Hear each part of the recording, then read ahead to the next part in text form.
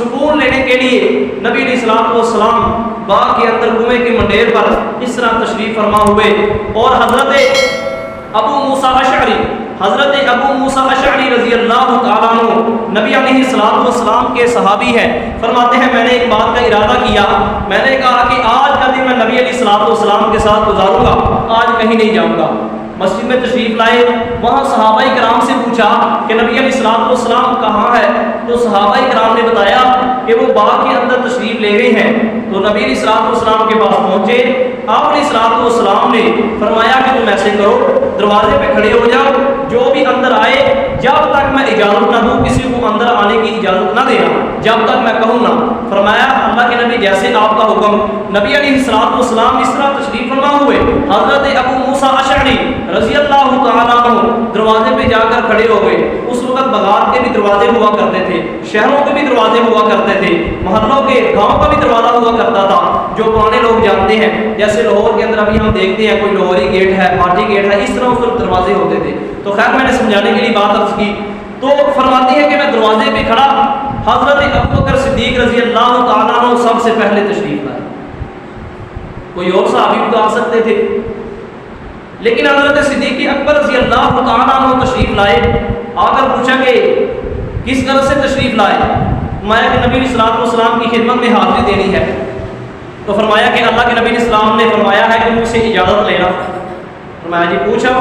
حضرت ابو موسیٰ اشعری رضی اللہ تعالیٰ عنہ فرماتے ہیں میں نبی علیہ الصلوۃ والسلام کی خدمت میں گیا، جا کر میں نے عرض کی یا رسول اللہ ابو بکر فی الباب، حضرت صدیق اکبر رضی اللہ تعالیٰ عنہ دروازے پہ کھڑے ہیں اور اجازت مانگ رہے ہیں۔ نبی علیہ الصلوۃ والسلام نے فرمایا اذن لہ، ان کو اجازت بھی دے دیجئے، وبشرہ بالجنہ، اور جنت کی بشارت بھی عطا فرما دیجئے۔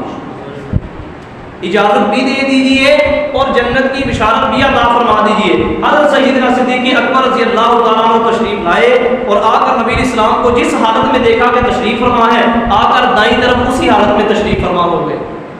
ذہن میں یہ بات تھی کہ اگر میں سیدھا ہو کے بیٹھ جاؤں تو نبی علیہ الصلوۃ والسلام کو بھی تکلف ہوگا کہ میرا صحابی ہے اور یہ کس طرح تکلف کے ساتھ بیٹھے، میں بھی اس طرح بیٹھوں۔ کچھ دیر گزری، حضرت ابو موسیٰ اشعری رضی اللہ تعالیٰ عنہ فرماتے ہیں میں اسی طرح دروازے پہ کھڑا ہوں۔ تھوڑی دیر گزری، حضرت سیدنا عمر رضی اللہ تعالیٰ عنہ تشریف لے آئے۔ پوچھا جی کہاں کا ارادہ؟ فرمایا نبی علیہ السلام کی خدمت میں حاضری کا ارادہ ہے۔ فرمایا میں جا سکتا ہوں؟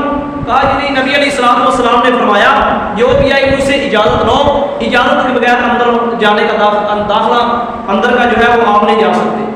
تو فرمایا کہ اجازت لے لے۔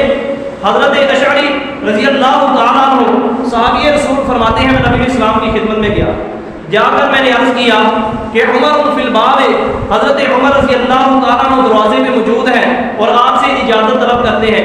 نبی علیہ الصلوۃ والسلام نے فرمایا اذن لہ وبشرہ بالجنہ، آپ ان کو اجازت بھی دے دیجئے اور جنت کی بشارت بھی دے دیجئے۔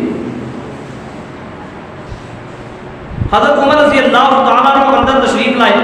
حضرت ابو موسیٰ اشعری رضی اللہ تعالیٰ عنہ فرماتے ہیں حضرت فاروق اعظم رضی اللہ تعالیٰ عنہ نبی علیہ الصلوۃ والسلام کی بائیں طرف آ کر تشریف فرما ہوئے، بالکل اسی حالت میں جیسے پہلے دونوں یار بیٹھے تھے، اگر تیسرا یار بھی اسی طرح بیٹھ گیا۔ جب تھوڑی دیر گزری تو نبی علیہ الصلوۃ والسلام اسی طرح تشریف فرما، پیار محبت کی گفتگو جاری ہے، پیار محبت کی باتیں جاری ہیں اپنے یاروں کے ساتھ۔ تھوڑی دیر گزری، حضرت ابو موسیٰ اشعری رضی اللہ تعالیٰ عنہ فرماتے ہیں یہ بات یاد رکھو یہ ترتیب کیسی ہے، اللہ نے ترتیب سمجھائی ہے کہ نبی علیہ السلام کے بعد ترتیب بھی اسی طرح ہوگی، دنیا میں رہنے کی، خلافت کی اور دنیا سے جانے کی بھی ترتیب یہی ہوگی۔ جب حضرت ابو موسیٰ اشعری رضی اللہ تعالیٰ عنہ فرماتے ہیں تھوڑی دیر گزری، حضرت عثمان غنی رضی اللہ تعالیٰ عنہ تشریف لے گئے۔ حضرت عثمان غنی رضی اللہ تعالیٰ عنہ تشریف لے آئے، آ کر پوچھا کہ نبی علیہ السلام کہاں ہے؟ فرمایا کہ باغ کے اندر موجود ہے۔ تو عرض کرنے لگے ملاقات کا ارادہ ہے۔ فرمایا کہ نبی علیہ السلام نے منع فرمایا اجازت کے بغیر نہیں جا سکتے۔ فرمایا جی اجازت لے لے۔ دیکھیں کس طرح اپنے پیغمبر کی حکم کا خیال کیا، اور حضرت محمد رسول اللہ صلی اللہ تعالی علیہ وعلی آلہ وسلم فرمانے لگے کہ عثمان آئے ہیں نا، تو عثمان کو بھی آپ اذن لہ اجازت دو، وبشروا فی الجنہ الجنہ، اور جنت کی بشارت دو، لیکن ایک بات یہ ہے کہ میرے عثمان کو اس بات کی خبر دے دو کہ تم پہ ایک آزمائش آئے گی، اس آزمائش کے اندر ثابت قدم رہنا اور ان کو بھی اندر آنے کی اجازت دو۔ حضرت عثمان غنی رضی اللہ تعالیٰ عنہ جب تشریف لائے، دائیں طرف بھی جگہ نہیں ہے، بائیں طرف بھی جگہ نہیں ہے، بالکل سامنے آ کر تشریف فرما ہوئے۔